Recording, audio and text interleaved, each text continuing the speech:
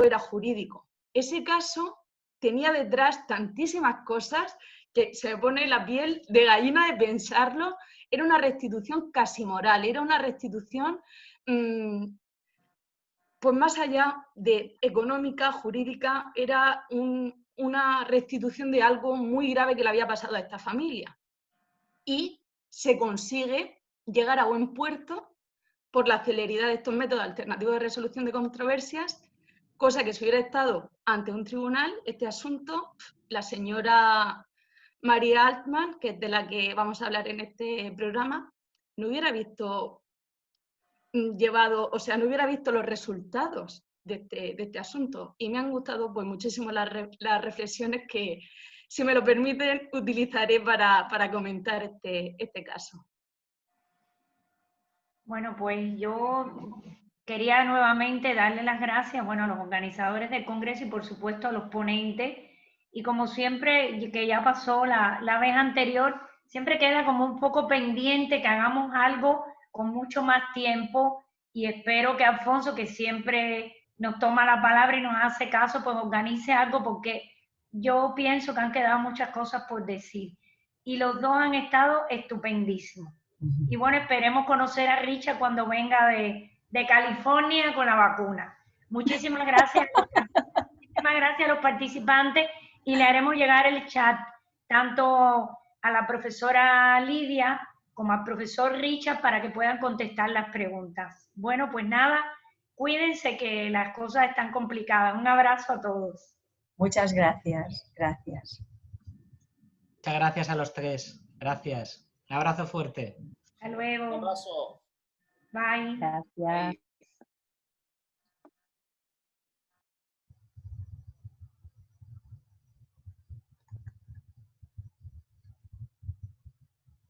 Nos vamos a dar unos minutos, ¿no? Porque tenemos prevista a las 5:30 la siguiente intervención. Entonces, si os parece, nos damos 5 minutitos y continuamos.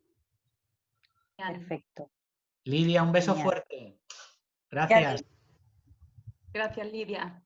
Hasta luego. Hasta luego.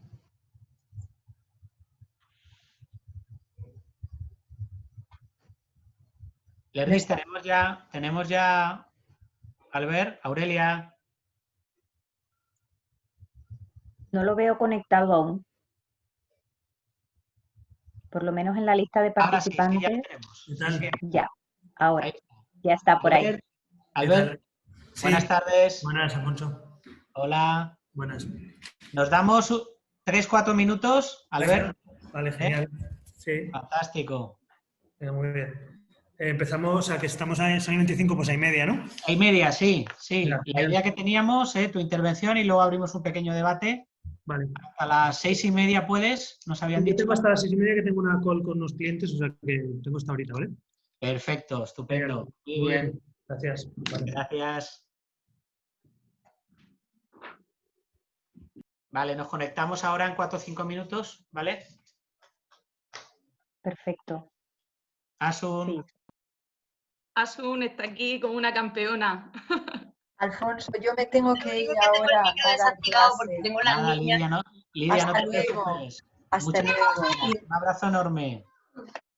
Adiós, Lidia. Hasta luego. Adiós. Adiós.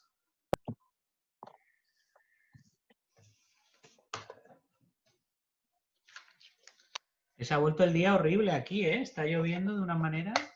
Bueno, contadme un poquito porque he visto que han puesto en alerta roja la zona. Pues a ver si me toca quedarme aquí. Pues casi va a salir en barca. Hola, Alfonso. Gaby, buenas tardes. Buenas tardes. ¿Qué tal? ¿Dónde han puesto en alerta roja? ¿En Elche Pues, o en...? Sí, en la zona sur de Alicante. Ah, Madre bueno, mía. yo ya estoy en casa. Bien, ¿qué Bueno. haces? Hay que me quedo aquí a dormir. ¿Estás en Mañana me Elche? veis con la misma corbata, es que he dormido aquí. ¿Estáis en Elche todavía? Sí, sí. Ah, muy bien. Sí, estamos ya.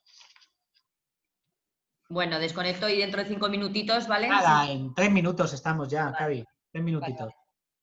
Gracias. O sea, qué fondo más chulo, ¿eh?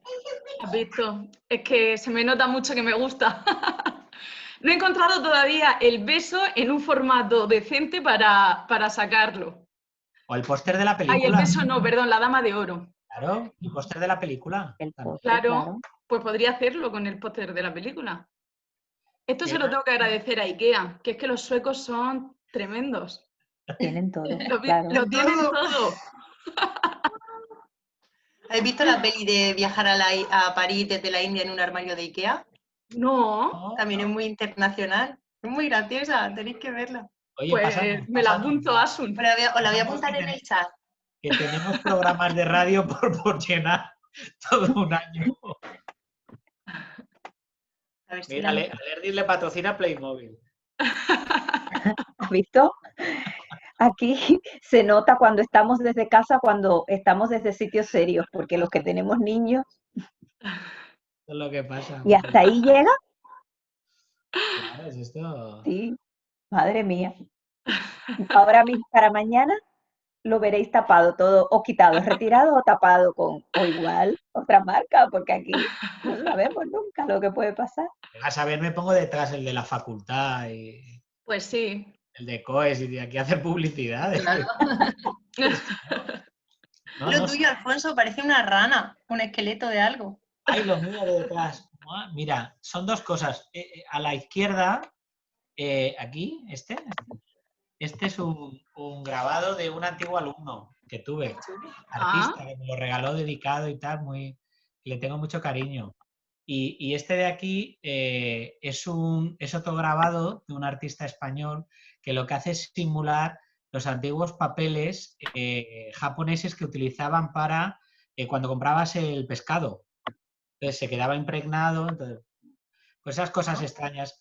A mí como me gusta, porque no veis el despacho, pero lo tengo todo lleno de cositas de estas. Dice. Y O sea, Lerdes que no es también. una rana, pero casi. Una cosa rara. O sea, No iba desencaminado. sí, es un pescado extraño. ¿eh? Qué gusto hablar con vosotros, aunque sea por aquí. Pues Ay, sí. sí. Enhorabuena, de verdad, está quedando más bien. Está la gente muy bien, muy participativa y mucho gusto, ¿eh? O sea, ha quedado muy bien la mañana. El taller de Lidia y de Richard, fenomenal. O sea, Fenomenal, súper interesante. Fantástico, ya nos tienen acostumbrados a ¿qué hacer pena, de verdad, intervenciones maravillosas. que no podamos hacerlo presencial, porque estas cosas son tan... Pero bueno, lo que nos toca, ya está. Ya pasará. Nada. Que tengamos Nos vamos apuntando temas, Alfonso y Lerdis, para posteriores. Sí, mira, el de la Dama de Oro, que ya el día 25 saldrá al aire, si Dios quiere, y lo hacemos para esa ocasión. Perfecto. Vamos allá, ¿os parece? Yo estoy por aquí cuando queráis, ¿eh? Muy bien. Yo apago vídeo y audio. Cerramos micros y cámaras. ¿Escucha todo bien? Sí. Si no, ¿se escucha bien? Perfectamente. Muy bien. Muy bien. A ver, un segundo solo.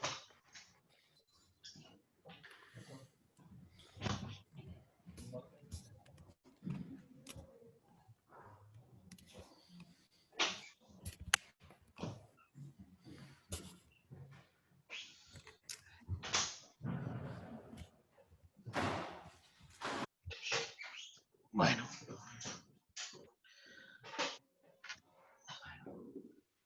Pues yo creo que vamos allá, ¿eh? Cuando veas. Muy bien. Pues muy buenas tardes a todas y a todos. Regresamos en el marco de esta primera jornada, la segunda sesión de nuestro Congreso Internacional organizado aquí en la Universidad Miguel Hernández de Elche. Y en esta ocasión, en esta segunda sesión, la segunda parte de la segunda sesión que tenemos, bueno, pues contamos con un ponente de excepción. Además, ponente que colabora desde su despacho profesional como entidad que participa dando el soporte a esta actividad, ¿no? Me refiero al ponente que nos acompaña, a don Albert Rivera Díaz.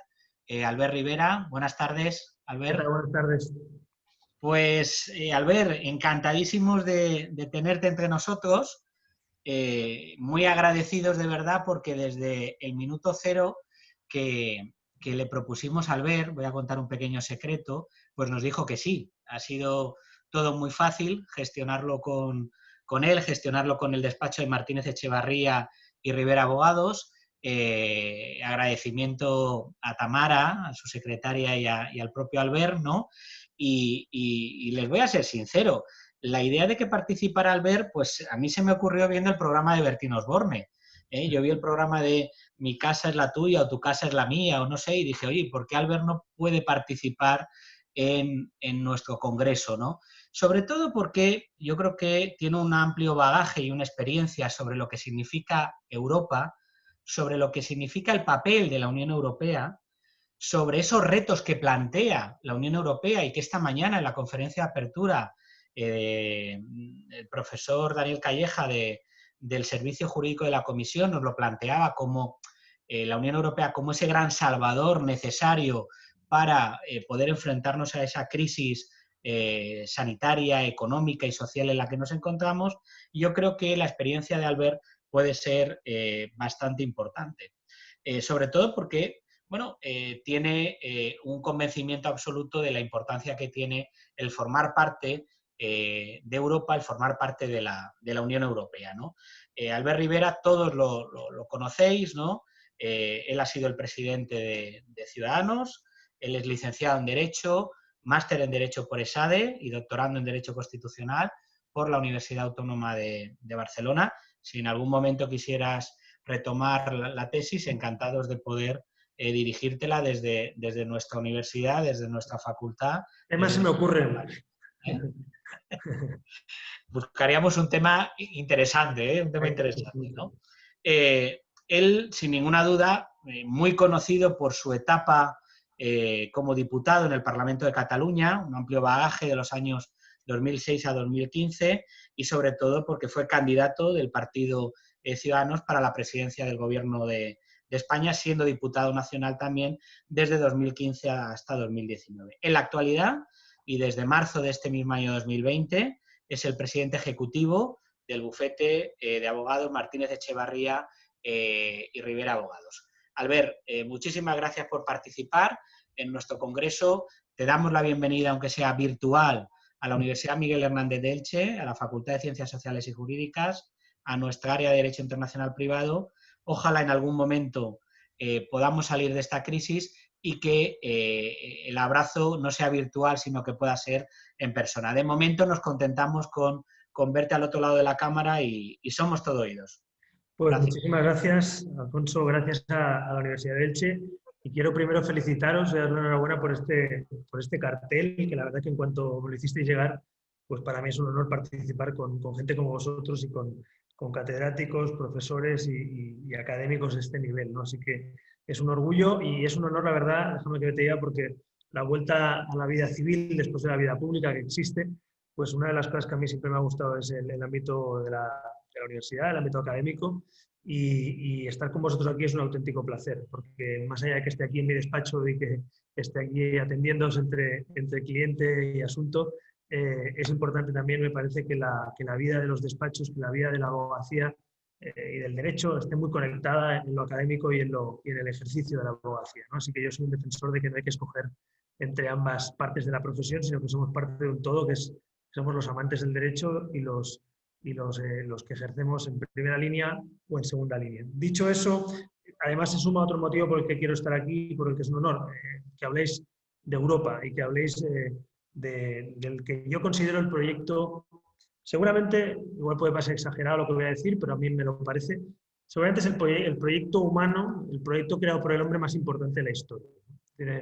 Convertir un continente de guerra, de sangre, de división, convertirlo en poco menos de 60 años desde el Tratado de Roma, pero bueno, desde los orígenes, podemos decir 70 años, de la Unión Europea, convertirlo en un mercado económico, convertirlo en un espacio político, convertirlo en un lugar con derechos y libertades, con Estado de Derecho, con solidaridad económica, social, en definitiva, convertirlo en seguramente la mejor región del mundo, a pesar de todo, para poder desarrollar una vida civil o profesional o para vivir con tu familia, sin duda me parece el gran invento de la historia, convertir esto en un lugar maravilloso para vivir y no en un continente de guerra. Dicho eso, a pesar de la maravillosa idea de los padres de la Unión Europea y de todos los que han participado por el camino, es evidente que la Unión Europea en un mundo global tiene retos permanentes. El propio Schuman, ¿no?, en aquella declaración ya lo advertía, ya lo decía, en la declaración Schuman del año 50, ya ponía encima de la mesa que la Unión Europea precisamente nacía para hacer frente a los grandes problemas y a los grandes riesgos que tiene Europa. Es decir, una organización supranacional, prácticamente, hablaremos de ello después, que prácticamente de facto en una fórmula cuasi federal hoy en día, pero que nace básicamente para poner paz y para poner de acuerdo a los que están en desacuerdo, nace básicamente contra la adversidad, nace contra la guerra, y por eso todos los pasos que ha dado la Unión Europea en estos años siempre han tenido un componente muy característico, que se da 2 pasos hacia adelante, 1 hacia detrás, un freno, un pasito hacia adelante, una crisis, 3 pasos hacia adelante, algún paso hacia detrás. El ejemplo más claro y más oportuno, sin duda ahora, es ese fondo y ese pacto por la reconstrucción, por la recuperación de Europa, pero pensemos también en el fracaso de la Constitución Europea, ¿no?,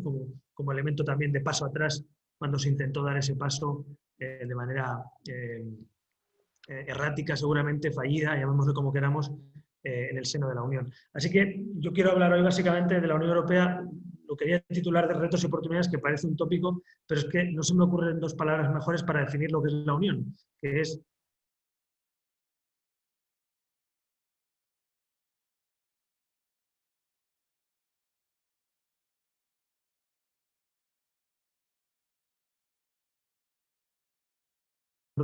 in extremis sobre esos 750.000 millones de euros y ese más de billón de euros de compromiso económico para salvar la economía y la política social europea.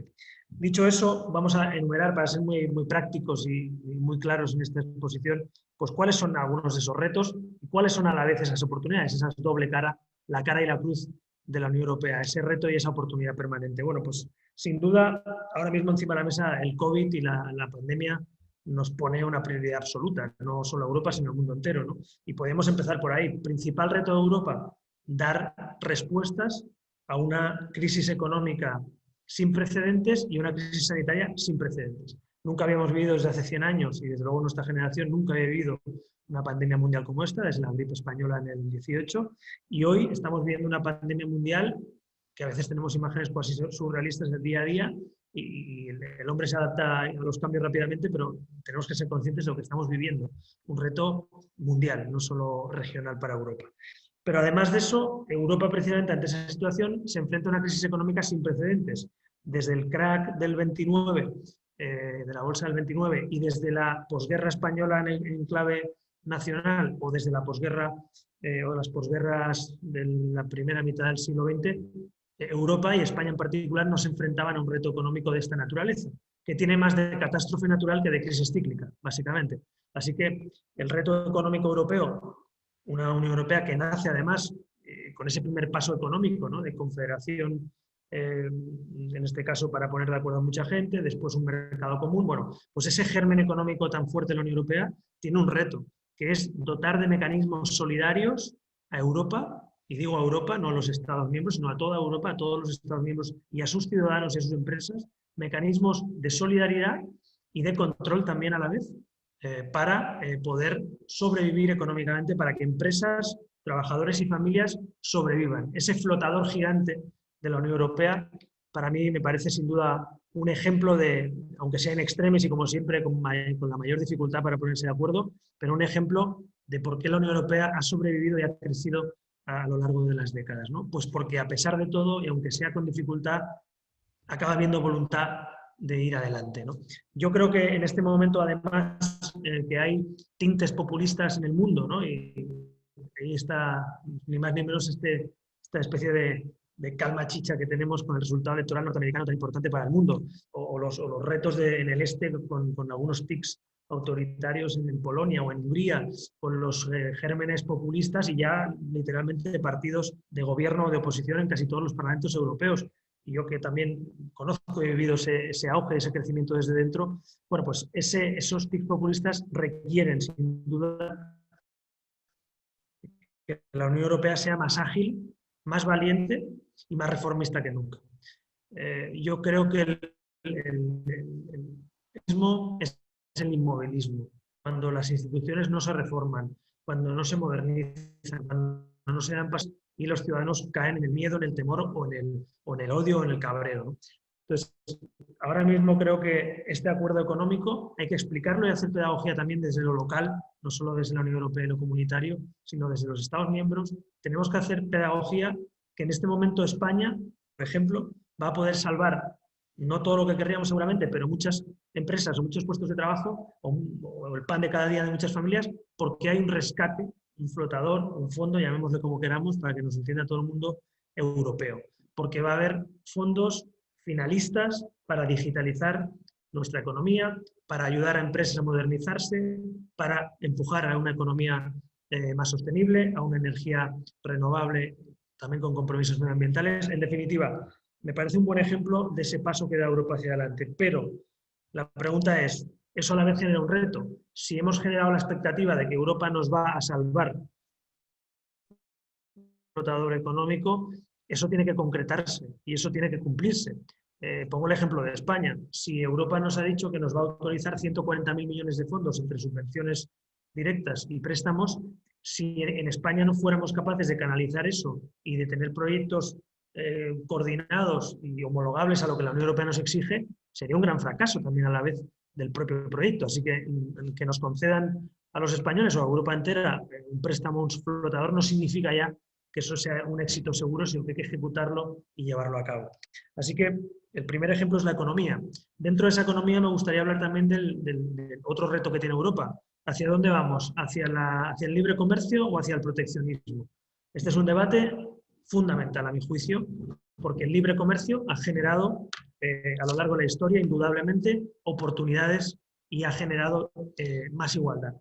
Por muchos postulados, a mi juicio, obsoletos que se hagan, los acuerdos de libre comercio benefician a los ciudadanos y a las empresas y sobre todo a aquellos que son competitivos y quieren competir. Europa, a mi juicio, en este momento debería aprovechar estas circunstancias para seguir avanzando en ese camino y no para caer en la tentación del proteccionismo, los aranceles, en definitiva, dar pasos atrás de este mercado común, pero también de tratados de libre comercio. Y pongo el ejemplo claro de Estados Unidos, para entrar en algo muy concreto y en algo muy vigente. Si finalmente se confirmara que hay un cambio de gobierno en Estados Unidos, seguramente podríamos retomar la negociación y la futura aprobación del Tratado de Libre Comercio con Estados Unidos y Europa. Eso es un gran avance para la economía y las empresas europeas y también para la economía norteamericana, claro que sí.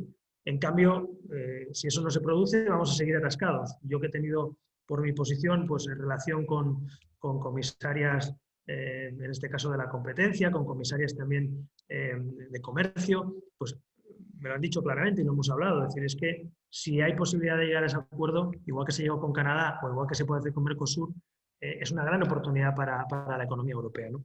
Pues el libre comercio, el rescate europeo, el endeudamiento financiero en común. Se ha debatido miles de veces en Europa sobre el eurobono, sí o no un eurobono. Yo soy partidario de participar de una solidaridad también financiera, ¿no? Pero la pregunta es, ¿acaso no es un eurobono de facto este rescate y este fondo de recuperación europea, cuando nos estamos financiando a un tipo de interés bajísimo gracias a la solidaridad europea? Ahora mismo la prima de riesgo española, imagínense cómo estaría con el endeudamiento español y con la situación económica si no estuviéramos dentro de la Unión Europea, si no tuviéramos una moneda común y si no tuviéramos, en este caso, una garantía de un fondo de 750.000 millones europeos. Bueno, pues la solidaridad financiera, el libre comercio, la colaboración y la cooperación en el desarrollo de nuestra economía con este acuerdo histórico me parece un ejemplo de reto y a la vez oportunidad. Para pasar a otro asunto fundamental a mi juicio, el Estado de Derecho. A mí me parece apasionante que la Unión Europea, por primera vez de manera valiente, esté condicionando y debatiendo incluso la pertenencia a la Unión Europea o la solidaridad económica con algunos Estados si cumplen con el Estado de Derecho, porque es uno de los signos de identidad de la Unión Europea. Si este tiene que ser un lugar maravilloso para vivir, trabajar o tener libertades, es porque Europa tiene un sello no solo social o económico, sino también de rule of law, del Estado de Derecho y de la garantía de nuestras libertades. Que en ese acuerdo económico se haya puesto como condición que se se cumpla el Estado de Derecho, que no se ponga en jaque el Estado de Derecho en los países, en los Estados miembros, me parece también un avance, sinceramente, porque ese artículo 7 del tratado, que habla del Estado de Derecho, me parece fundamental. Y habrá un debate aquí que hemos tenido en España, que hemos visto en la prensa y lo hemos visto también con muchísima polémica en la vida pública española. ¿Podríamos llegar a ser los españoles también uno de los países o uno de los Estados miembros susceptibles de sanción o susceptibles de advertencia por la Unión Europea, por ejemplo, si no respetamos la separación de poderes con la ley del Consejo General del Poder Judicial? Porque hablamos de Polonia, hablamos de Hungría, pero ya nos han advertido desde algunos foros europeos y desde la propia Comisión que España debe respetar también la separación de poderes y, lejos de ir pasos atrás, habría que ir pasos más adelante para garantizar aún más esa independencia judicial, ¿no? Así que a mí me parece otro avance que la Unión Europea, frente al reto y el desafío de tics arbitrarios o autoritarios en algunos Estados miembros, diga, un momento, si pertenecéis a la Unión Europea, si queréis fondos de la Unión Europea, si queréis la protección de los tratados de la Unión Europea, hay que leerse también el artículo 7 y hay que cumplirlo, que es el respeto al Estado de Derecho y a la separación de poderes, en este caso, en países como Hungría o por Polonia de manera más evidente, pero también, si a alguien se le ocurre en España, no respetar esos consensos constitucionales para modificar el Poder Judicial. En definitiva, ya no solo es un mercado económico, ya no solo son normativas económicas o fiscales las que nos unen, sino que estamos hablando de garantías que velan por nuestras libertades. Como ciudadanos, no solo como consumidores, que también, no solo como empresarios o trabajadores, que también, no solo como estudiantes, sino como ciudadanos, Europa nos garantiza también con este tipo de protección nuestros derechos y libertades. Para que no haya ningún país en Europa que tenga la tentación de ir hacia una arbitrariedad o un gobierno autoritario, también los tratados de la Unión son fundamentales. Y este es uno de los debates que ahora mismo se está produciendo en el Parlamento Europeo. Hoy hablaba con uno de los eurodiputados liberales sobre esto. Es decir, esto es uno de los debates de hasta qué punto el artículo 7 se va a desarrollar para tener capacidad sancionadora sobre los Estados miembros si no cumplen con el Estado de Derecho. Bueno, pues eso es un avance sin duda y me parece que ante el reto de los desafíos que tenemos hoy, el Estado de Derecho sin duda es una bandera de la Unión Europea. Otro ejemplo más, la unidad y la integridad de los Estados miembros. Lo hemos visto en España en el caso de Cataluña. El artículo 4 también garantiza la integridad territorial de los Estados miembros. Cuando hubo el golpe a la democracia, cuando se produjo el intento de secesión unilateral e ilegal por parte del Parlamento Autonómico de la Generalitat de Cataluña, fueron los miembros de la Unión Europea, fueron las autoridades europeas, fueron los líderes del Consejo Europeo, fueron, por tanto, los Estados miembros también los que salieron también a defender la integridad territorial de España. No solo España en una cuestión interna, sino también recordando que la unidad territorial de España forma parte, como la de Francia y la de cualquier otro país, de ese concepto y de ese artículo 4 de la integridad territorial de los países que forman parte de la Unión Europea. En definitiva, Europa también protege el cumplimiento de las constituciones democráticas de nuestros Estados miembros. Me parece también que con las pulsiones populistas o separatistas en diferentes países, que Europa garantice la integridad territorial de los Estados miembros también es una protección de estabilidad política, económica, jurídica y de libertades para todos los ciudadanos, vivan donde vivan en cualquier país europeo. Así que la economía global, cómo afrontar el COVID y esa economía post-COVID, el Estado de Derecho, la unidad y la integridad territorial de los Estados miembros son algunos de esos retos, pero a la vez soluciones que la Unión Europea garantiza con sus tratados, ¿no? Pero también vamos a ir a otras cuestiones que no han avanzado lo suficiente y que seguramente se abre un debate ahora mismo de cómo tienen que avanzar. Estoy hablando, por ejemplo, de la política sanitaria, que es imposible hoy no preguntarse qué cosas podría hacer Europa y no hace. También podemos hablar en otro foro y en otro momento en el debate sobre qué hace la OMS y qué no hace la OMS y qué debería hacer, pero hablando ahora de Europa, se está empezando a plantear también en el Parlamento Europeo, en algunos foros europeos, se está empezando a plantear la necesidad de una agencia sanitaria europea para tener directrices claras, políticas comunes para afrontar, por ejemplo, una pandemia, ya sea en una ola de este COVID o en futuros retos, ¿no? Bueno, pues es evidente que esta pandemia nos ha puesto a todos en jaque, a todo el mundo, pero a Europa también. Europa, por ejemplo, ha podido hacer compra de material sanitario y, de hecho, el primer material sanitario que ha llegado a muchos países ha llegado por compra centralizada de la Unión Europea, pero en cambio no hemos visto criterios comunes, por ejemplo, para confinar o no confinar, o si es un confinamiento parcial o domiciliario, o restringir la movilidad dentro de la Unión Europea. Han sido los Estados miembros los que han tomado esas decisiones y el ejemplo español, además, no solo una decisión, sino 17, o a veces muchísimas de ellas difíciles de entender hasta para los propios ciudadanos, ¿no? En definitiva, también se pone encima de la mesa un debate. ¿Necesitamos una agencia sanitaria europea para afrontar los retos sanitarios del siglo XXI? Bueno, pues a mí me parece que seguramente ese debate se va a producir.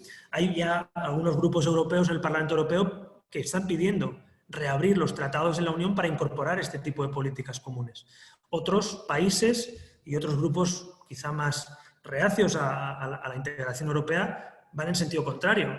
Dicen que si se abren los tratados, los abrirán para quitarle competencias a la Unión Europea y dotarle de mayor competencia nacional a los Estados miembros. Bueno, yo creo que en un mundo global la única dirección posible, solo podemos debatir a mi juicio la velocidad, pero la dirección es la toma de decisiones global. Si tenemos un mundo global, con las decisiones locales no podemos afrontar los retos globales. Así que yo soy partidario de ir avanzando en esa integración y abriendo debates, por ejemplo, como el de esta Agencia Sanitaria Europea, cómo podría tener cabida en los tratados, qué papel tendría, qué dotación presupuestaria, qué competencias ejecutivas y qué cesión de competencias tendrían que hacer los Estados en materia sanitaria, por ejemplo, ¿no?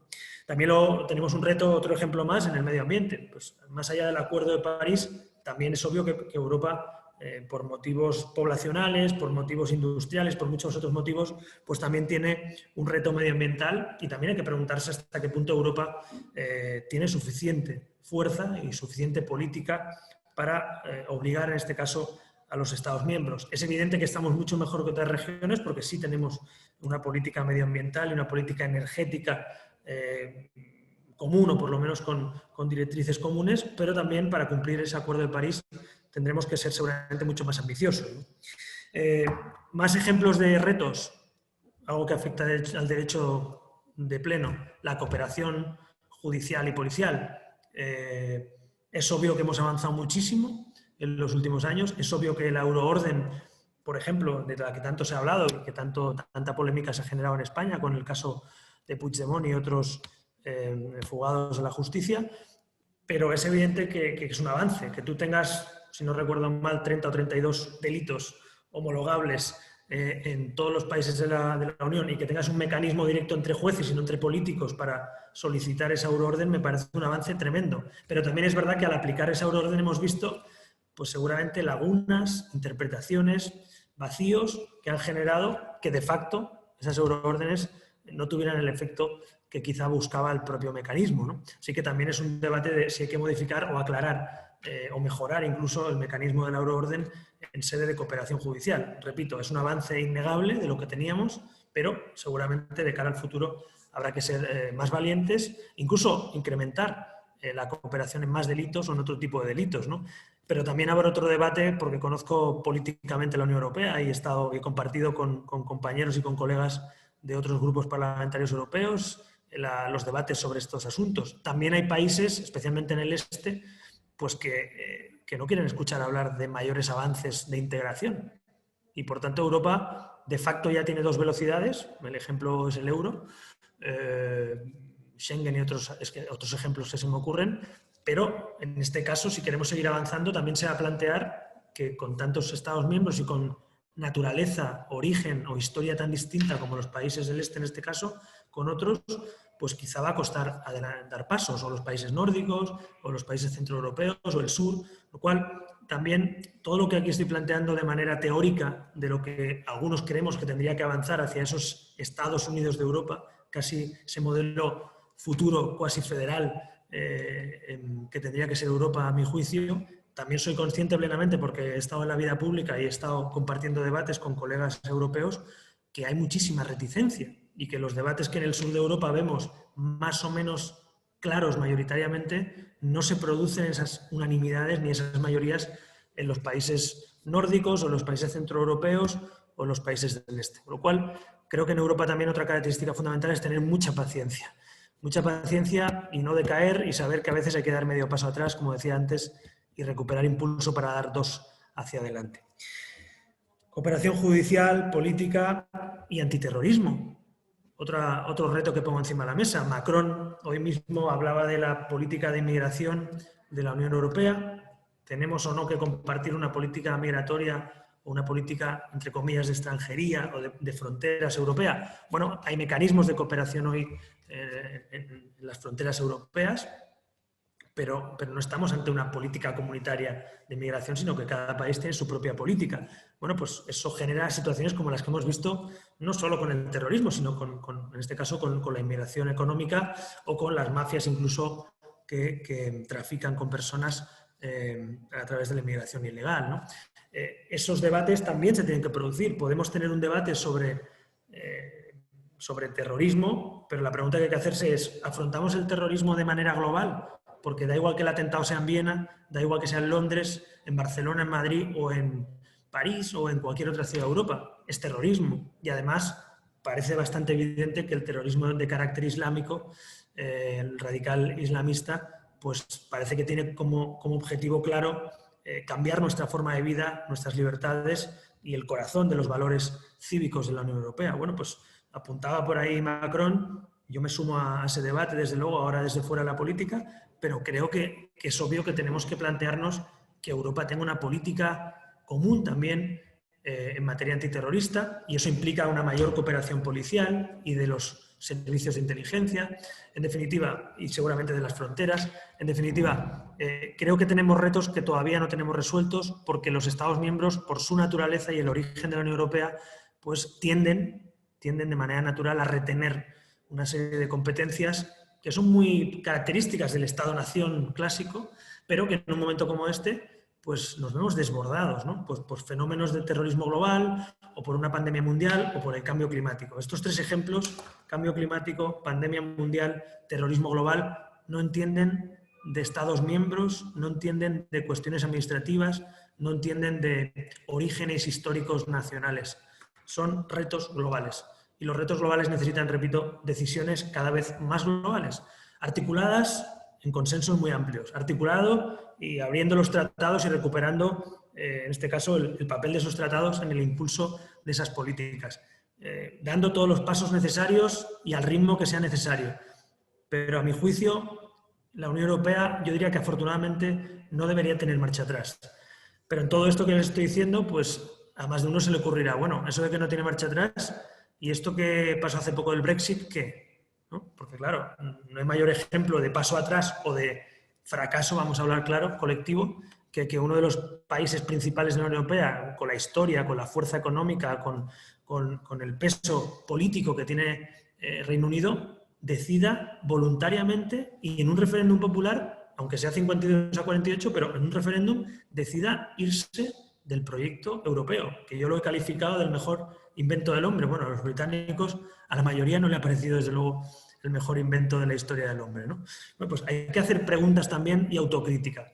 Yo recuerdo estar en una reunión con los liberales justo después del Brexit. Nos llamaban a los diferentes líderes de los partidos liberales europeos, se juntaban todas las familias de cada grupo, los socialdemócratas, los liberales, los conservadores.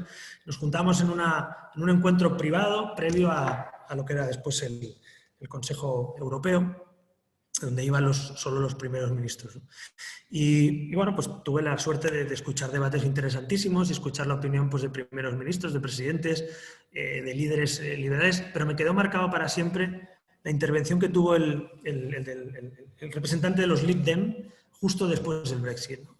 Había una mesa que éramos, no sé, 30 personas, 25 en un almuerzo en Bruselas, se levantó, tomó la palabra, todo el mundo, bueno, pues casi era chocante, ¿no? Es decir, este señor que se va a levantar a hablar va a dejar de ser miembro de este club. Y fíjate hasta qué punto los Lib Dem han sido unos abanderados del europeísmo dentro de esta familia, ¿no? Bueno, pues se levantó y nos dijo, bueno, en mi país ya se ha tomado una decisión, ya veremos si tiene marcha atrás o no, pero desde luego, déjenme que les dé un consejo, compañeros. No dejemos la crítica a lo que no funciona en Europa, no se la dejemos a los que quieren cargarse Europa. No dejemos que el cuestionamiento de lo que no funciona bien en Europa solo lo escuchen los ciudadanos en boca de los populistas que quieren destruir Europa. Porque si los que somos europeístas no somos capaces de decir hay que mejorar la euroorden, hay que mejorar la transparencia de las instituciones, hay que avanzar en políticas sociales, en el empleo o en las políticas sanitarias. Hay que preguntarse hasta qué punto Bruselas y lo que se considera casi una tecnocracia llega al ciudadano o no. ¿Qué papel juegan los jóvenes en Europa? Lo que ustedes quieran, pero no dejemos que esa autocrítica la formulen solamente todos los líderes que quieren cargarse Europa. Y a mí me marcó mucho aquella intervención porque efectivamente si uno se reúne en Bruselas con colegas europeos, lo que suele pasar es que hablamos en nuestro idioma y de nuestras cosas y de las instituciones y de los mecanismos europeos y de muchas bondades de cosas que pasan en Europa. Pero hay un problema, que no hay autocrítica suficiente, que no nos preguntamos cómo lo perciben los ciudadanos, que se había instalado y se ha instalado a veces Europa en una especie de zona de confort, que es muy, no solo de Europa, sino de la democracia liberal hoy por hoy, ¿no? Así que yo haría una reflexión en ese sentido, que tenemos que ser los que queremos algo, en este caso los que queremos que Europa sea más fuerte, tenemos que preguntarnos cada día qué se puede mejorar de Europa o qué cosas no funcionan en Europa. Por eso no solo hay que vanagloriarse de lo bueno que es Europa y de las cosas que ha hecho Europa, sino que preguntarse qué cosas se pueden hacer mejor precisamente para construir una Europa todavía más fuerte, ¿no?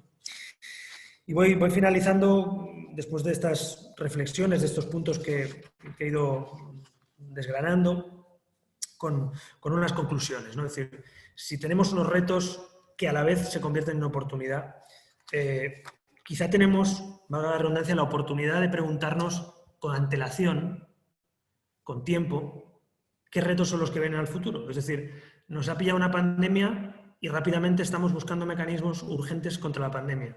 Empieza a ver la alarma del cambio climático y cuando ya hay signos muy evidentes empezamos a tomar algunas decisiones muy light y muy suaves, pero algunas decisiones en materia medioambiental. Con el terrorismo todo el mundo se rasga las vestiduras y todos estamos de acuerdo que hay que acabar con el terrorismo y proteger a los ciudadanos, pero todavía no tenemos mecanismos comunitarios o por lo menos políticas comunes coordinadas contra el terrorismo suficientemente eficientes, ¿no? Yo la pregunta que hago es, quizá debería Europa también repensar o pensar cuáles son los retos, más allá del reto inmediato, cuáles son los retos que nos vienen por delante. Y en esos retos, qué políticas vamos avanzando y vamos consensuando para generar mayorías reforzadas. No vamos a convencer a aquellos que no creen en mayor integración europea, no los vamos a convencer en 2 días. Yo les conozco y he hablado con colegas que respeto muchísimo y que entiendo que por la naturaleza de sus países y de sus sociedades no quieren avanzar hacia unas políticas de mayor integración y es respetable, igual que lo contrario. Pero hay que convencerles a aquellos que creemos por lo menos en ese avance, ¿no? Así que una reflexión que hago aquí es si la Unión Europea quizá no debería, en vez de funcionar siempre como crisis y oportunidad in extremis, sino avanzarse quizás esos debates globales y liderarlos, incluso a veces encabezarlos. Entiendo que una organización supranacional con 27 Estados miembros, con el origen de cada uno de esos estados, con nuestra historia, pues lo tiene quizá más complicado que un país que se independiza y de nuevo forma una federación, como Estados Unidos. Pero desde luego, a pesar de nuestro origen, creo que tenemos también fortalezas y valores muy arraigados en Europa como para avanzar en ese sentido.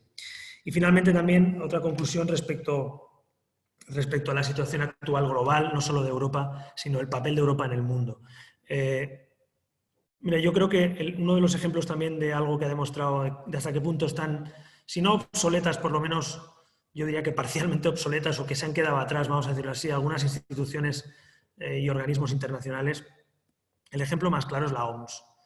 Que tengamos una Organización Mundial de la Salud que incluso puede llegar a advertirnos de lo que nos viene, porque advertido, pero que realmente no tenga mecanismos eficaces y ejecutivos para poder seguramente trabajar colectivamente entre naciones y entre regiones, es el ejemplo de que algo hay que cambiar.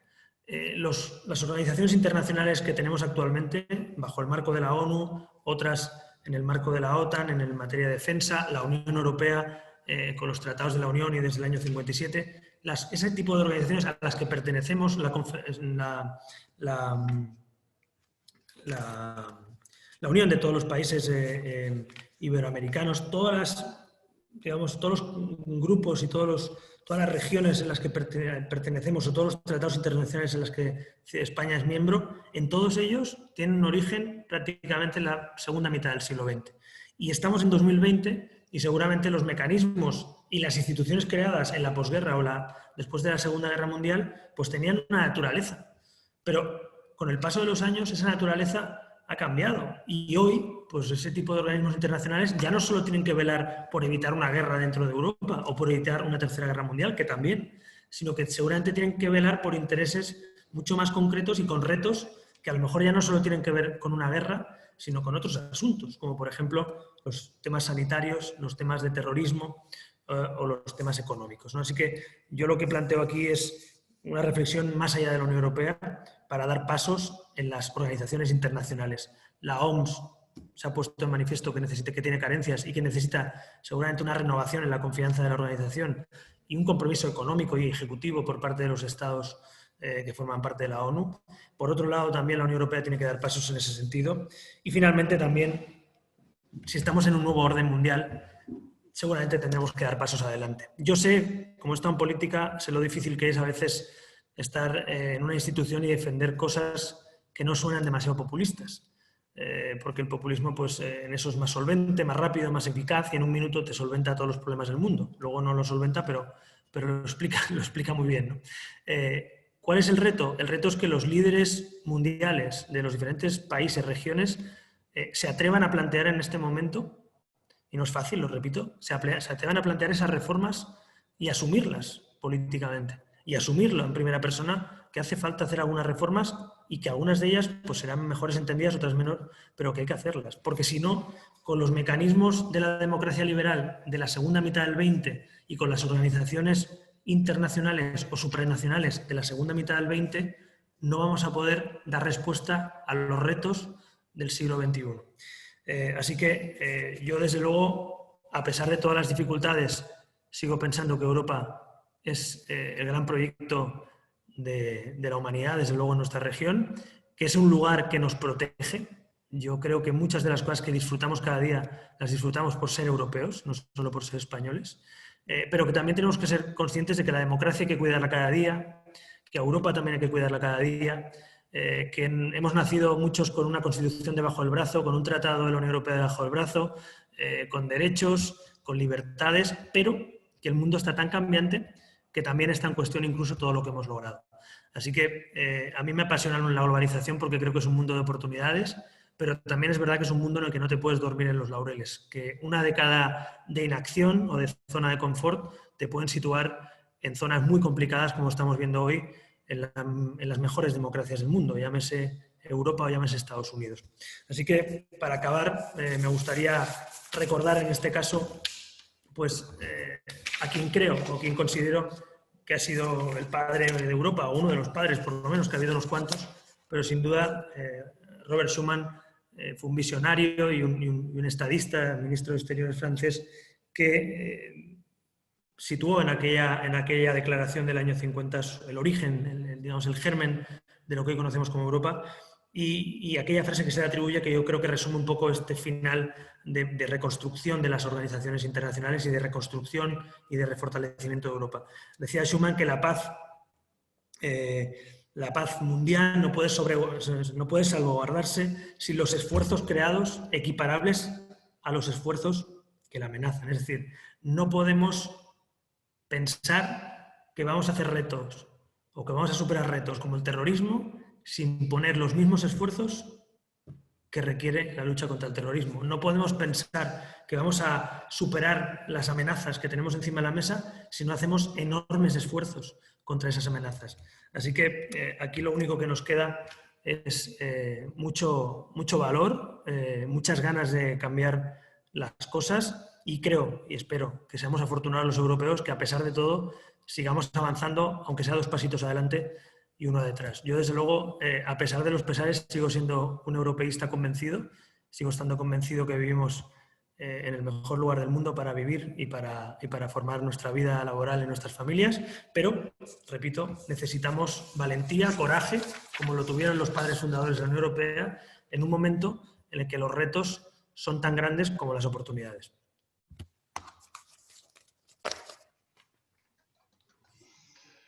Muchas gracias, Albert, por tus reflexiones desde un europeísta convencido. me sumo a esa idea de la que has partido. Yo también creo que la Unión Europea es el gran invento de la historia, el gran invento social, jurídico y económico. Mientras se lanza alguna pregunta, me gustaría hacer una reflexión y luego lanzarte yo, aprovechar el privilegio de que te presento, de poder lanzarte una pregunta. La reflexión, muy sencilla. Yo creo que le pedimos más a la Unión Europea que le damos. Y creo que, si te he entendido bien, por ahí va la cosa. Es decir, estamos continuamente exigiéndole a la Unión Europea, mientras que yo creo que las decisiones de determinados estados, véase las propuestas para la reforma del Consejo General del Poder Judicial o decisiones separatistas desde un punto de vista territorial que se han lanzado desde nuestro país, a mí me parece una falta de respeto hacia la propia Unión Europea. ¿De acuerdo? Es decir, yo creo que también el reto está en que los Estados miembros respeten lo que significa la Unión Europea y el formar parte de la Unión Europea, porque la Unión Europea, nos guste o no, en la actualidad no deja de ser sino el salvavidas para los Estados miembros. Esa es la reflexión. Y la pregunta, muy sencilla, ¿tú crees que es un momento adecuado desde tu experiencia? Ya sé que ahora todo es COVID-19, pero ¿es un momento adecuado para retomar de nuevo esa idea de ampliación de la Unión? Se nos va el Reino Unido, teníamos ahí una serie de países que estaban en pista, unos un poquito más avanzados que otros. ¿Deberíamos de seguir avanzando o paramos, arreglamos lo que tenemos en casa y luego ya decidimos abrir las puertas y las ventanas?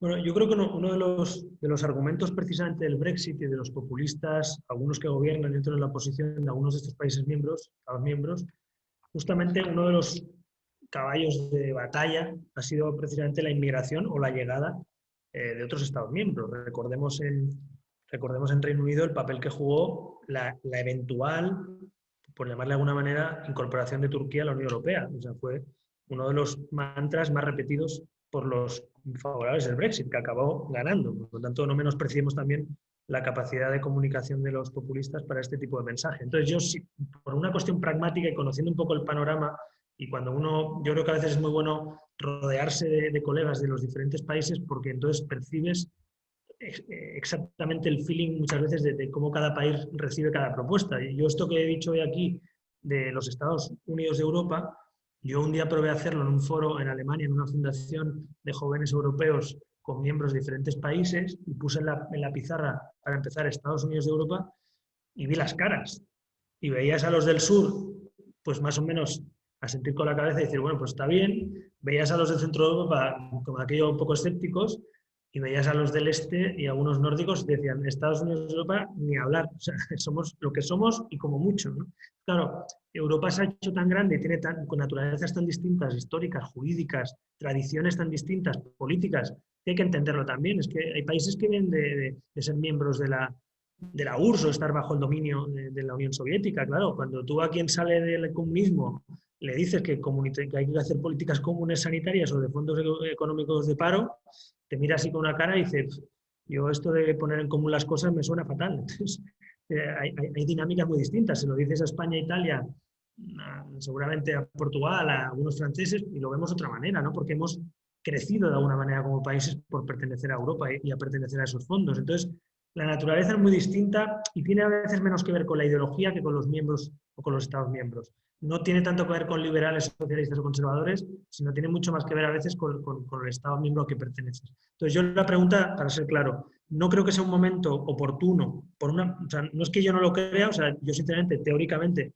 precisamente por ese europeísmo, me gustaría que Europa se hiciera más grande y más fuerte, pero siendo pragmáticos, creo que a día de hoy sería mucho mejor consolidar e intentar convencer con mayorías reforzadas o unanimidades necesarias a países que hoy no están convencidos de dar un paso. Y que, por ejemplo, a lo mejor la política antiterrorista, se me ocurre, pues a lo mejor sí puede convencer al este, al centro, al sur y al oeste, por poner un ejemplo.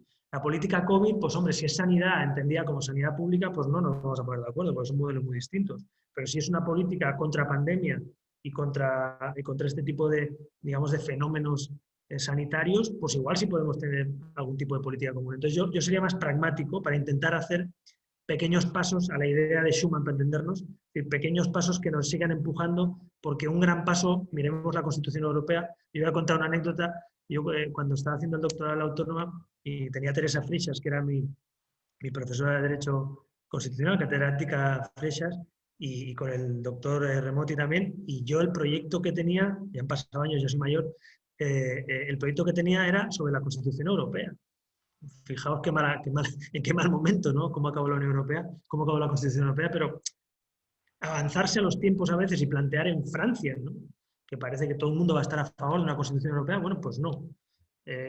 Digo, porque Europa tiene que ir confeccionándose con mucho cariño y con pasos pequeños, con cosas muy concretas, que vayan con los hechos convirtiendo eso en acervo comunitario y en pasos comunes, ¿no? Así que no lo haría ahora, estoy a favor, pero yo iría ahora más paso a paso, más hechos que grandes reformas que quizá puedan cuestionar incluso o dar marcha atrás en algunas políticas comunitarias.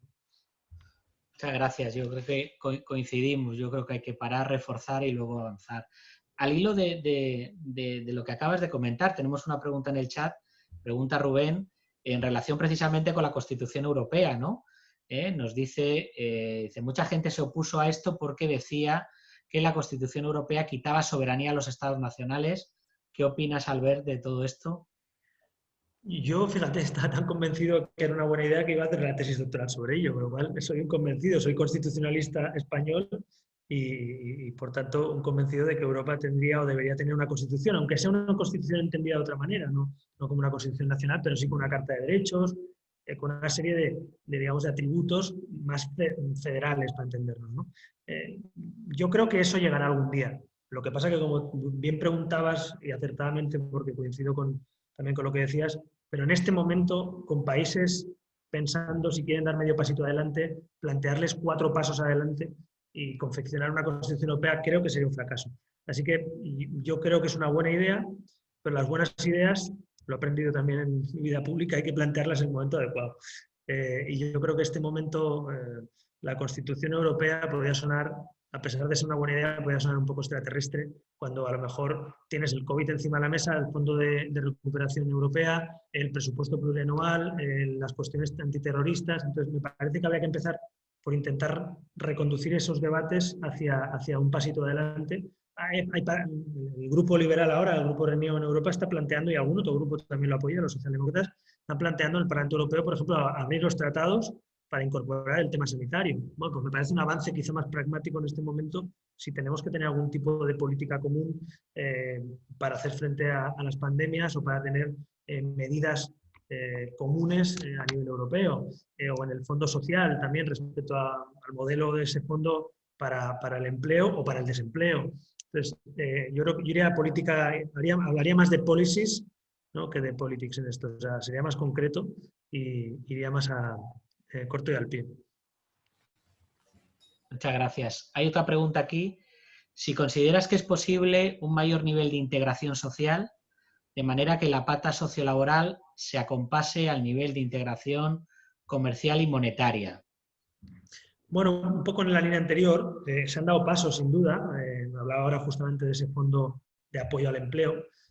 Seguramente no es homologable a lo que entendemos como en España un subsidio de desempleo, no es eso, y eso tampoco va a ser fácil con culturas tan distintas en los modelos laborales europeos, pero, hombre, tener un fondo ya para apoyar el empleo, o un fondo como el que tenemos ahora para el COVID, que apoye directamente el empleo y a las empresas que mantengan el empleo, me parece un gran paso, porque es una política social, claramente. Es decir, este fondo del que se habla, este rescate, llámele como el fondo, el nombre formal es recuperación de Europa, pero en realidad es un rescate, ¿no?, en términos de facto, no deja de ser también un mecanismo social.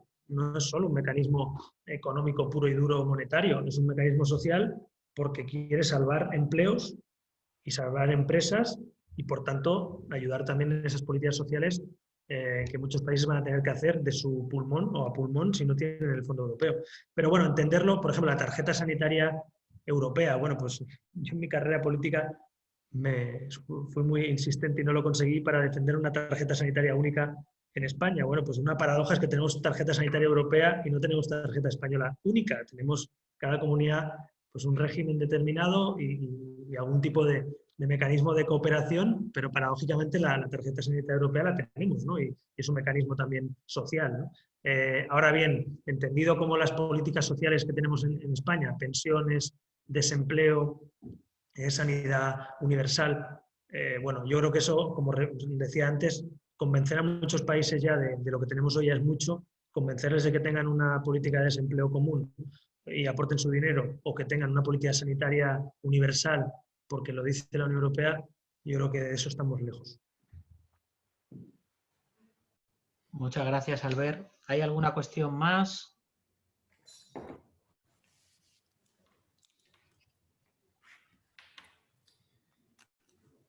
Yo no me resisto, mientras alguien más se anima y aprovechamos un poquito más el tiempo. ¿No crees desde tu experiencia de nuevo, ¿no? Y el hecho de haber pasado por la vida pública creo que te da un conocimiento que el resto no tenemos, ¿no? ¿No crees que hemos perdido una oportunidad a nivel estatal, ¿no? España como país, de tener un papel mucho más potente, mucho más fuerte en la Unión Europea? ¿No crees que tuvimos nuestro momento y ese momento ya pasó? Yo no sé si pasó, pero yo cuando sucedió lo del Brexit, que fue un shock para todos los que creemos en la integración europea, nunca se nos va, a mí por lo menos no se me va a olvidar cuando vi la noticia y el día y dónde estaba, ¿no? Pero inmediatamente también es verdad que yo creo que empezó a verse como una oportunidad, yo creo, local, en este caso para España o nacional, porque es verdad que si tú le quitas la pata al Reino Unido, Alemania, Francia, por supuesto, como eje franco-alemán principal, pero si le sumas Italia y España, yo creo que esos eran los 4 motores de la Unión Europea, es decir, por población, por economía, las 4 principales economías, por modelo económico, político. Es decir, creo que el eje franco-alemán sumado al sur, Italia, España, quizá eran sumarle 2 motores más a Europa, que no solo fuera el eje franco-alemán, ¿no? Y creo que ahí, desde el Brexit hasta hoy, hemos perdido la oportunidad quizá de posicionarnos claramente y decirle a Alemania, a Francia, a Macron y a Merkel, oye, aquí no solo estamos para sumarnos a adhesiones o para que nos digáis lo que tenemos que hacer, sino estamos también para liderar, ¿no? Para liderar las nuevas reformas de Europa, por ejemplo, ¿no? Felipe González, por ejemplo, en sus mandatos, pues de hecho la propia idea de ciudadanía europea surgió del gobierno de Felipe González, ¿no? Y tuvo un componente fundamental España en aquel momento en el Tratado de Maastricht y en los avances europeos, ¿no? Por poner un ejemplo, y luego hicimos los esfuerzos que hicimos con la convergencia durante el gobierno de Aznar también para la convergencia económica, que es un esfuerzo de modernización de la economía, y entramos finalmente en el euro, ¿no? Así que creo que España ha tenido momentos de mayor peso, sin duda, en Europa, pero es que ahora además con la salida del Reino Unido creo que se nos brinda una oportunidad. Creo que estamos a tiempo todavía, a ver si somos capaces de asumirla o somos simplemente los hermanos estos del sur que hay que apretarles para que cumplan las cosas, ¿no? A mí me gustaría más cambiar ese papel y que en vez de que nos estén todo el día riñendo de cuándo hay que cumplir o cómo hay que cumplir, me gustaría cumplir y a la vez decir, vale, yo cumplo, pero también exijo una serie de reformas o lidero o propongo una serie de reformas, ¿no? Ojalá sea así, ¿no? Pero para liderar en Europa primero tienes que hacerlo en casa y la situación política actual española es bastante complicada y damos un ejemplo y lanzamos un mensaje al resto de estados que nos llevan a eso, a que realmente lo que más hagan sean hacernos reprimendas, ¿no? Más que... A mí, por ejemplo, el tema del Poder Judicial, que lo he tocado antes, me parece que son de esas cosas que creo sinceramente que por mi experiencia política creo que se juegan a veces en clave local o táctica, que yo espero que se retire y que se llegue a un consenso, y yo soy de los que defiendo además una reforma de la ley desde hace años para que sean los jueces los que mayoritariamente elijan a los jueces. Esa es mi posición y la que, por cierto, el informe Greco desde el Consejo de Europa nos tira de las orejas cada año, precisamente por no garantizar esa independencia o mayor independencia del Poder Judicial.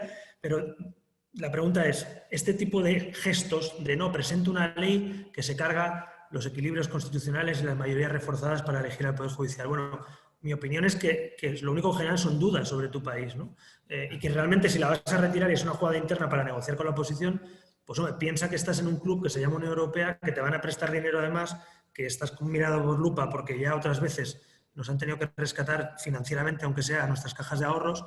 Pues hombre, no creo que sea el momento oportuno, además de que por valores y por principios tampoco lo comparto, pero desde luego tácticamente, aunque no creyera en ello, tampoco creo que sea una gran idea que la Comisión Europea te tenga que dar un toque o una advertencia y decir, ojo, porque ya estamos condicionando con el artículo 7 los fondos europeos, a ver si voy a tener que ponerme encima también con la lupa de España, no solo de Polonia o de Hungría.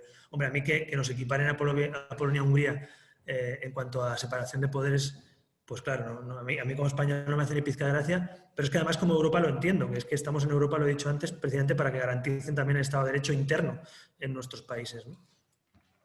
Totalmente de acuerdo. Creo que está la decana, Sí. Gaby.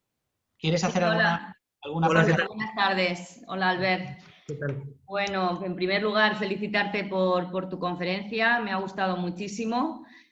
Bueno, felicitar también a Alfonso por toda la organización del Congreso. La verdad es que estoy disfrutando. Yo soy economista de formación y de profesión. Soy profesora de Economía Aplicada. Y bueno, al hilo sobre todo de esto que estabais comentando al final y también pues lo has comentado a lo largo de la conferencia, has hablado del Fondo Europeo de Recuperación, que es una oportunidad obviamente para todo el tejido empresarial español, para la transformación del modelo económico en el caso de España. Pero bueno, para esta recuperación, mi pregunta es, ¿qué opinas tú? ¿Habrán proyectos? Yo soy europeísta también convencida, quiero decirte. Y bueno, quiero preguntarte un poco tu opinión sobre España, también por todo lo que estábamos comentando ahora al final con todas estas preguntas. Has estado en la vida política y conoces también muy bien todos los entresijos de esa vida. Entonces, ¿consideras que el gobierno español tendrá proyectos para gastar ese Fondo Europeo de Recuperación? ¿Tendrá proyectos? Y en el caso de que los tenga, que los puede tener, pero en el caso, ¿los podrá ejecutar en tiempo para poder aprovecharnos de esas ayudas que van a venir a España? Es decir, ¿España va a cumplir o nos va a tener que tirar un poquito de las orejas? Esa era un poco...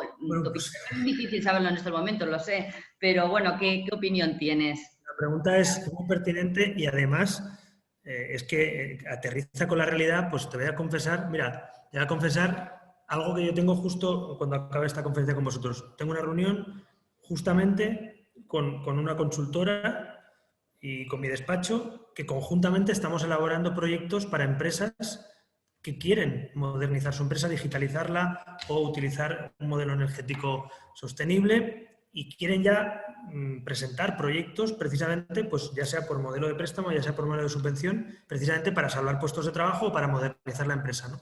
Claro, ahora mismo hay un vacío de información que los propios despachos de abogados o las propias consultoras no conocemos suficientemente porque hemos visto conferencias, ruedas de prensa, pero información de cómo canalizar los proyectos europeos, o mejor dicho, los proyectos para conseguir los fondos europeos, que como sabes son finalistas y necesitan su aprobación, pues la pregunta no puede ser más pertinente. Actualmente hay una desinformación, e incluyo a despachos y a consultoras que estamos todos un poco intentando ayudar a nuestros clientes a canalizar ese tipo de proyectos, pero no hay suficiente información a mi juicio. Y claro, si no hay suficiente información, vas a ralentizar seguramente hasta que tengas toda la información. Tampoco hay una clara posición de cómo se canaliza territorialmente. ¿Cuánto va a canalizar el Gobierno de España? ¿Cuánto va a canalizar las comunidades autónomas, los municipios, las diputaciones? Pues claro, somos un país además descentralizado, con lo cual también hay proyectos pequeños, grandes, medianos y además por todo el territorio con diferentes administraciones. Entonces, a mí lo que me preocupa de esta pregunta que haces es la incertidumbre, porque si bien ha sido muy bien recibido por el mundo empresarial, por los empleadores y los empleados, en definitiva por la sociedad española, este flotador de 140.000 millones, también es verdad que esta vez no nos lo han dado a fondo perdido. Nos han dicho, tenéis que presentar proyectos tiene que garantizar o una economía verde o un plan determinado energético o un plan de digitalización o garantizar puestos de trabajo. Y yo vaya por delante que me parece bien. Es decir, aquí en España algunos se rasgó las vestiduras porque, fíjate, Europa nos quiere prestar 140.000 millones o donárnoslo y nos pide a cambio que tenga objetivos concretos y que cumpla tal. Y, hombre, pues yo no conozco a nadie que te preste 140.000 millones de euros y no te ponga condiciones. O sea, todo el mundo te pone condiciones y por bastante menos cuantía, ¿no? Entonces, yo soy favorable a que nos pongan condiciones, pero es que efectivamente España tiene que estar a la altura y somos uno de los países más beneficiados de ese fondo y deberíamos cumplir a rajatabla y cuanto antes. Así que, bueno, ojalá el Gobierno de España pues, se ponga manos a la obra y yo ya pongo por delante que a mí me hubiera parecido, o me parece, si es que estamos a tiempo, muchísimo mejor crear una agencia independiente que no sea de gubernamental, sino independiente, con expertos, con economistas, con gente relacionada con el mundo empresarial o económico, para canalizar esos fondos. Esos fondos no son un cheque para el gobierno de turno, esos fondos son para España, lo cual no pueden ser utilizados de ninguna manera, sería un desastre, para beneficiar o perjudicar de manera clientelar a las decisiones gubernamentales, sean nacionales o sean autonómicas, ¿no? Entonces, yo creo que ahí falta objetividad y transparencia. Yo lo que le pido al gobierno, y lo digo como presidente de un despacho, no ya como político, necesitamos transparencia y objetividad para ayudar a las empresas a mantener empleos, a canalizar esos proyectos, ¿no? Así que bueno, no tengo la bolita mágica adelante, no soy muy optimista con lo que de momento veo porque vamos muy ralentizados, pero ojalá se pongan las pilas y en breve podamos tener esa información para ayudar a nuestros ciudadanos y a nuestras empresas. Ojalá. Ojalá. Muchas gracias. Muchas gracias por la invitación a ti también, decana. Nada, gracias a ti por estar aquí. Muy bien. Pues, Albert, muchísimas gracias. Yo creo que hemos cumplido de sobra las expectativas. Si en esos proyectos que vais a liderar desde el despacho necesitáis la visión del derecho internacional privado, aquí estamos en la universidad. Pues lo tengo en cuenta. El equipo del área encantados de colaborar sin ninguna duda. Hay mucha gente, afortunadamente, con ganas de hacer cosas en este país y con proyectos maravillosos y preciosos, muchos de ellos. Yo lo que estoy disfrutando en el sector privado ahora es ver también a esa sociedad civil y a esa gente con talento que tenemos, pero me da mucha pena a veces que las trabas burocráticas, que la incertidumbre, en fin, que todo lo que hemos hablado ahora también con la decana, a veces pues frenen esos sueños, ¿no? Entonces, para eso estamos los demás, para ayudarles y, desde luego, el derecho internacional privado, sin duda, es otra de esas áreas que aquí también en el despacho contamos con ello, pero a veces necesitamos apoyo también y opinión. Ya os advierto que picaré a la puerta para una cosa, porque tenemos un consejo académico en el despacho de catedráticos que también ayuda a nuestros abogados y a nuestros clientes, o sea que la Universidad de Elche tampoco podéis dejar de estar alguno de vosotros en ello y ya hablaremos. Encantados, la universidad, la facultad y el área encantadísimos de colaborar. Y buena prueba de que podemos colaborar y hacerlo de una forma muy rápida ha sido precisamente el acuerdo con el despacho y la posibilidad de que tú puedas estar hoy aquí con nosotros. Ha sido un verdadero placer, de verdad. Igualmente. A ver si nos vemos en persona el próximo año en persona. Ojalá pueda ser aquí. Muchísimas gracias de verdad, Albert. Muchísimas gracias al despacho, Martínez Echevarría y Rivera Abogados, y muchísima salud para ti y para tu familia, que en estos momentos es lo más importante. Gracias. Gracias a todos. Salud. Gracias.